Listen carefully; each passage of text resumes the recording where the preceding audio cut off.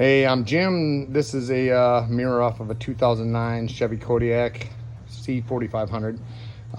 So anyways, you'll notice if your mirror has been rattling, whatnot, I mean, you know, as you're going down the road, your typical stock mirrors will fail due to these tabs breaking off on the backside.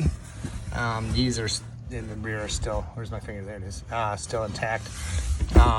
So what I did was I actually did a little bit of research. Didn't get the stock ones again because obviously they would fail. I've been having some issues with my air ride suspension, which has been incredibly rough. That's not what you need to see.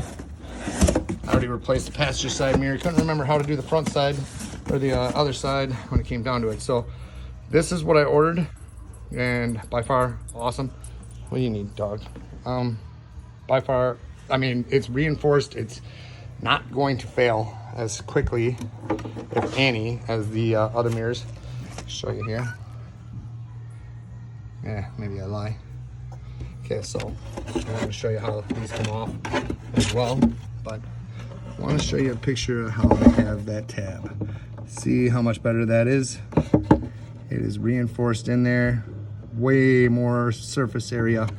So now that being said, I had to try to remember how the hell I did this, which memory for me is horrible.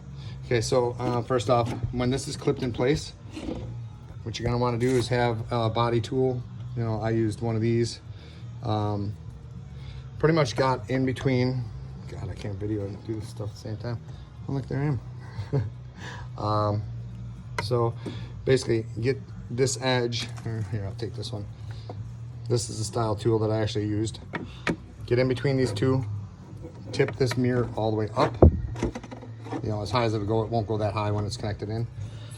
Push down in the center of it with your hand gently, right down here, because that's where your plate is. Push down gently and pry up with it against this mirror. Careful not to put too much stress on that mirror. I actually did it the opposite way, and it was a little bit harder to get this off. However, if you do take this lower one off, it's the same deal. Wherever you can get in, it doesn't have to be tipped up or whatever. Push down in the center, pop it up. I mean, these have been on since stock, and it's 2020. Came off, you know. The other mirror, I remember I fought it on because somebody else's video was garbage, and I should have known when he said he broke his mirror trying to, you know, take it out. That was probably not the thing to do. So anyways, what you're looking at is, if you take this one out first, it's either way, it's actually not so bad. So that one's really easy to pop up and out.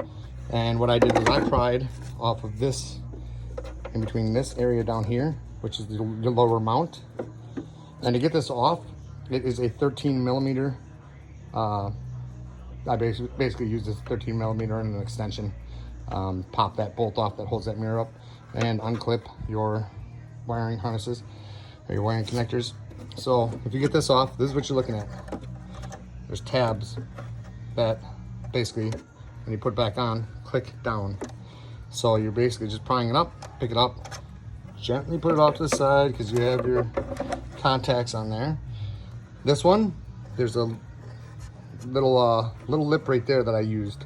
So I tipped this all the way down, pried it up on the lip, and actually, if your mirror has been failing and it's these two top pieces that are broken, even if only one's broken, you can probably just pull that thing right up and out of there.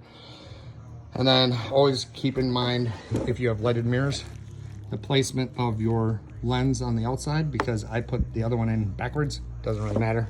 If anybody brings it up, I'm just gonna punch them in the face. So yeah, so then once you got this popped up and out of the way, that gives you access to your 4 bolts that hold it down, and they are Torx. I don't really know what size that is, and this sucker probably isn't even labeled,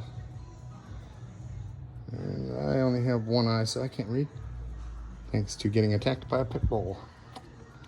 All right, so this is what we're looking at here. Look at that. Can you focus? I can't. So anyways, it's a smaller Torx, probably a T25 or something like that, I would imagine. And then obviously reversing the process, I think it is easier to, well, I don't know, I can't remember what I did the last time, but I do believe it's easier to pop in your bottom panel or your bottom mirror first, and then go into your top, and you can actually put your bar in here to kind of get it, you know, basically pried back in place. And then always check your connectors. The grounds are always going to be green, you know, especially in Wisconsin. Freaking salt is horrible, and all the rest of the crap that they're putting on the on now. So I try to always clean those up with a little bit of electric clean spray, and then dielectric grease before I put them back together, and then you should be good to go. Just make sure that you know, on my other mirror, one of the pins actually came off in the other connector, so I had to replace that, which isn't a big deal if you're, I guess, a customer doing any electrical or whatever, which I guess I've done enough. I guess if you have any other questions, call your mom. Just kidding. Good luck, and I really hope this helps you out and makes things a little bit more clear. So good luck.